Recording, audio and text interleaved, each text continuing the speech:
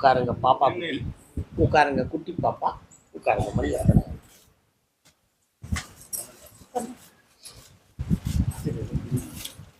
உங்க கட்டுமனைக்கு நான் போய் பார்த்தேன். சதா காலகட்டமும் வீட்டை பத்தியே மனக்குழப்பமும் ஆராய்ச்சியும் ஓடிக்கிட்டு.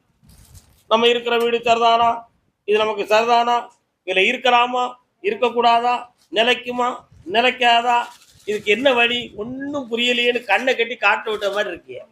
உண்மையா? பச்சை பணம் தங்க மாட்டுக்கு. இதுல சில பொருள்கள் நம்ம கண்ணுக்கே தெரியாம காணாம போனது மாதிரி வேற நடக்கும்.